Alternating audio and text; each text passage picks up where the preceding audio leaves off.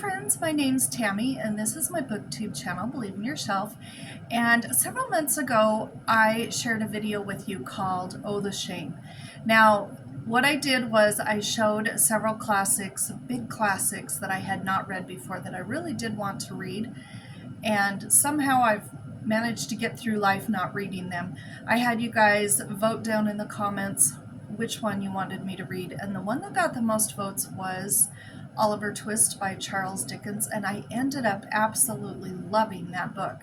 So I decided to do another video like that, but the difference is these are going to be children's books that somehow I've managed to never read. And what I'd like you to do is pick which one or two you think I should read the most. Leave me a comment and let me know what you think. And I'm gonna let this be open for about a week or so, and then I'll go through, count up the comments for each book, and I'm going to pick 2 books of the, I thought I had 6 books here, but I have 5 books, but I'm going to pick 2 of the 5 books and read both of them in August. So let's go ahead and get started with Kate DiCamillo. For some reason, I've never read a book by her, and this first one is Because of Winn-Dixie. And this, we follow a girl named Opal, and she and her family just moved to a new town. She doesn't know anybody yet, and they go to the grocery store. She finds a dog. She ends up adopting him, and she decides to name him Winn-Dixie because that's where she found him. And I don't know anything else about it, but I love a good dog book.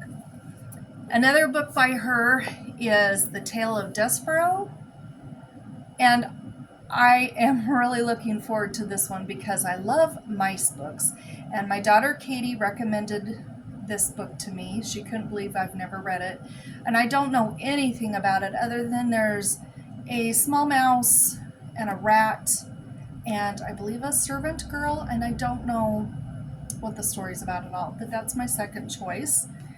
The third choice is The Railway Children by Edith Nesbit. And that's what that looks like. Now, in this one, there are 3 siblings. One night, their father leaves, just disappears. They don't know why. And they can no longer live in the home that they're in because it's too expensive and they cannot afford it. So they and their mother move out to a little cottage out in the country, and the mother writes books to make ends meet. And the kids, they live near a railroad train track, and there's somebody on the train often, and they love to wave to him, and they learn a lot of railroad lore. And then they also decide they're going to solve the mystery of where did their father go, why did he leave, what happened. And I'm looking forward to this. My grandpa worked his entire life for the railroad, and so I'm looking forward to this book, and I just love that cover. The colors are so pretty. Another book is called Big Red by Kjelgaard. Now this has been around. I remember seeing this when I was a kid growing up, and I don't know why I didn't read it, but we follow this boy. His name's Danny, and he gets this dog, an Irish setter, and names him Big Red, and this is their adventures together. And the biggest adventure they have is towards the end of the book, and they run into a huge grizzly bear named Old Majesty, and I don't know if you can see, but the bear is up here in the corner. Sorry for the glare. I got this at a little free library and it needed some help, so I taped it all up and now it's really shiny. But that's another book I would like to read. And then the last book I have is by Rumer, Godden, An Episode of Sparrows. Now, I had never read a Rumer Godden book. I'm not sure why. Until just a month or 2 ago, I read a book to my granddaughters aloud, and I loved it so much that I decided to look up what else she had written. She's written several books, and this one here I thought was just beautiful.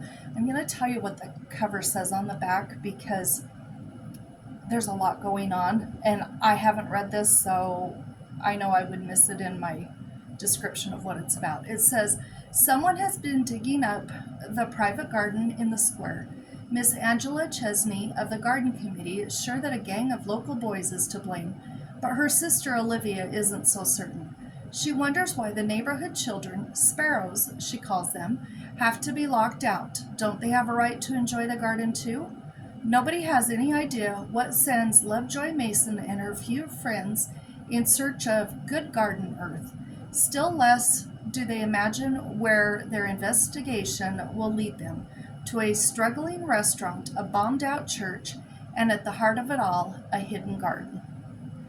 Isn't that the prettiest cover? So those are the 5 books that I've picked, and if you would leave a comment for me telling me which one or 2, whatever, that you think I should read, whichever 2 gets the most comments, I'm going to go ahead and read those 2 in August. And there's the titles there again if you forget. I also have them always listed down below in the information box. But I'm looking forward to seeing what you guys decide for me because I did love Oliver Twist so much. So you guys know what type of books I like to read, and I really appreciate you so much. Until then, have a great week reading. We'll talk to you later. Bye-bye.